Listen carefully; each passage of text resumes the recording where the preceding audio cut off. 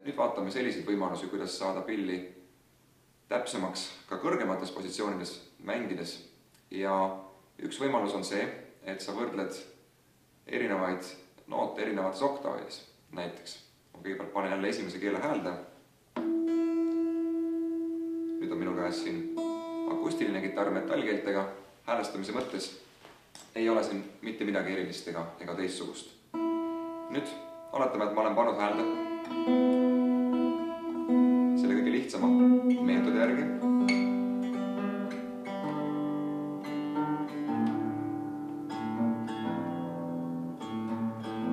Nii hästi kui oskan. Nüüd, kui ma juba natuke mängida oskan, siis ma tean ka nootide nimesid ja nootide asukohti. Nii et ma võrdlen esimese positsiooni oktaave. See noot siin esimesel keelel kolmandal astmel on soll ja lahtine kolmas keel oli ju ka soll. Nii et need peavad omavahel klappima. Samuti teise keele kolmanda astmel re on sama hea kui lahtine neljas keel ühe oktavilise vahega. Siit edasi kolmas keel teine aste on la ja lahtine viies oli ju ka la.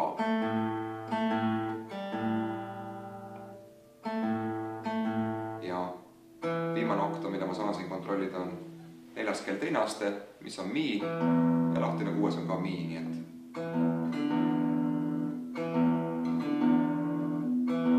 see ei ole nüüd sobiv viis häälestamiseks, aga see on sobiv viis häälestuse kontrollimiseks, sest kui ma panin sõltuma ühe keele naaberkeelest, siis ma ei tea, kuidas omavahel käituvad need keeled, mis ei ole naabrid.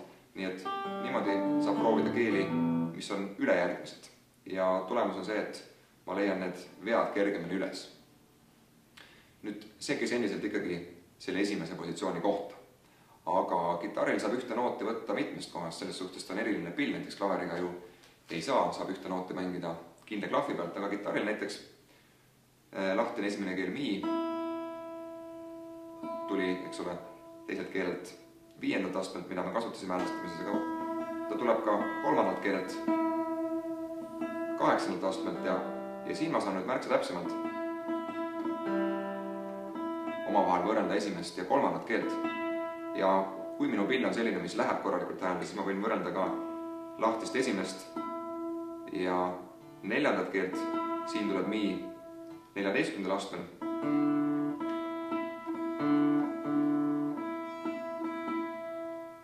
Ja neid erinevaid unisooniks kutsutakse seda intervalli, kui on kaks täpselt samasugust nooti. Neid unisoone on siin võimalik leida mitmeid ja mõistlik on häälde panna siis esimese keele järgi, siis on nad kõik omavahel seotud. Ma võiksin leida ka veel selle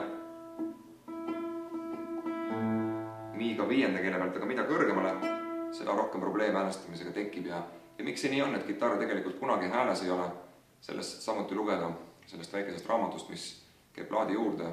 See on juba Pythagorase ajast teada, kuidas akustiliselt see asi toimib, nii et võib öelda julgelt, et kitarr ei ole mitte kunagi hääles. Siin saab teha kompromisse ja need kompromissid peavad sõltuma sellest, mida sa parajasti mängima hakkad. Nii et praegu mina panin häälde selle mõttega, et mängida kusagilt siin kõrgel, aga kui siin mingit tegevust ei toimu, siis mul ei ole mõtet selliseid tegevuse läbi teha, sest tegelikult niimoodi häälestades läheb midagi valesti siin jälle. Nii et selline kompromiss tuleb kindlasti leida. Häälestamist on võimalik ja mõistlik kontrollida ka akordidega.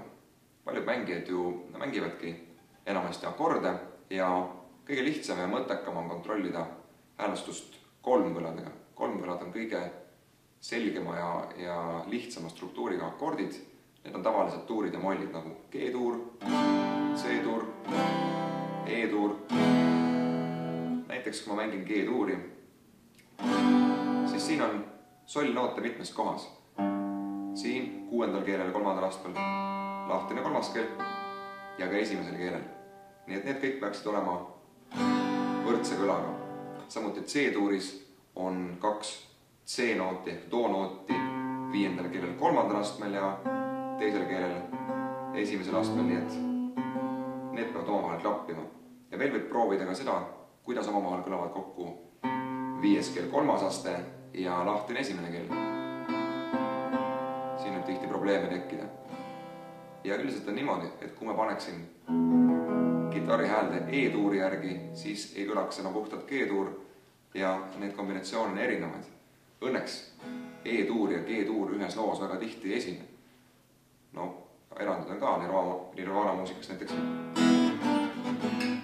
esineb väga tihti need kõrvuti. Kuid proovi neid akorde, mida kõige rohkem kasutad. Kui sinu lugu on G-tuuris, siis häälesta G-tuuri järgi, kui on C-s, häälestad C järgi ja kõik muud akordid lihtsalt siis peavad kõlama nii hästi, kui nad kõlavad, midagi teha ei ole.